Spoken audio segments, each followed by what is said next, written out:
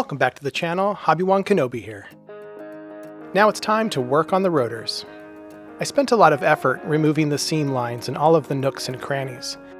There was also a little flash around some of the small parts, so it's worthwhile preparing these pieces. After painting several details, I masked off the center of the main rotor in preparation for airbrushing the blades. My references showed that the blades on the top were a forest green color, and the bottom was a flat black.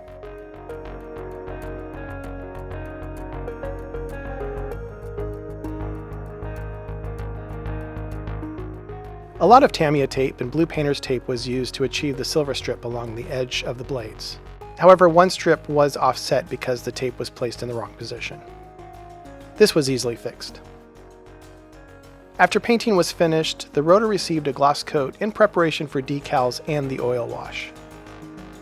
Do remember that decals need to receive another coat on top of them, otherwise they will soak up the wash, which cannot be removed. The wash was made with Winsor & Newton artist oils, thinned with terpenoid. Once dried, the wash was removed with Q-tips and paper towels.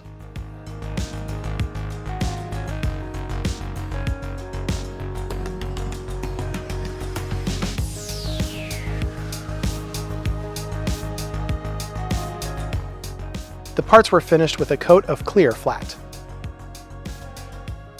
Next, it was time to remove the masking tape from the cockpit interior and canopy.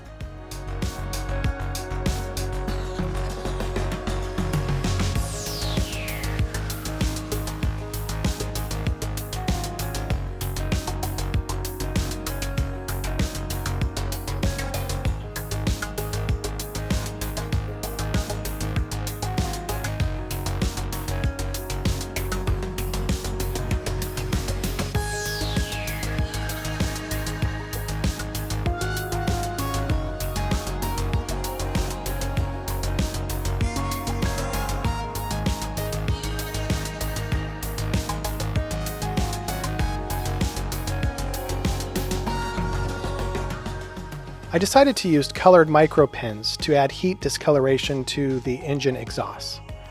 Red and blue were blended into the silver color and add a nice touch of realism. Next, it was time to touch up the seams that didn't hold the wash really well. This is done with the artist oils, but over a flat surface so the lines stay.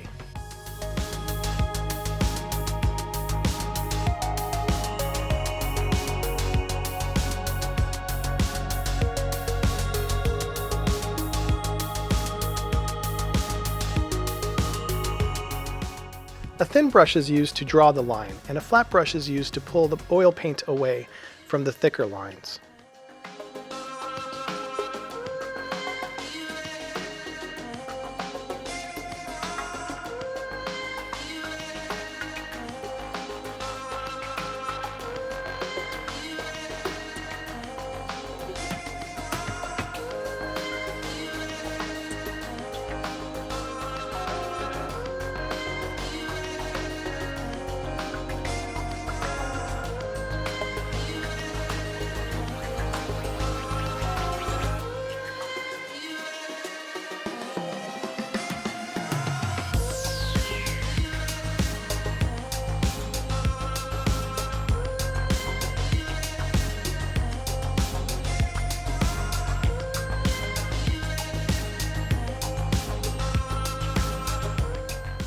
Any lines that aren't straight or are too prominent can be worked back with oil paints during the highlighting and weathering portion. Highlighting certain areas of panels can add texture to an otherwise monotone paint scheme. This is achieved by using white and black and even mixing the two to create an array of grays.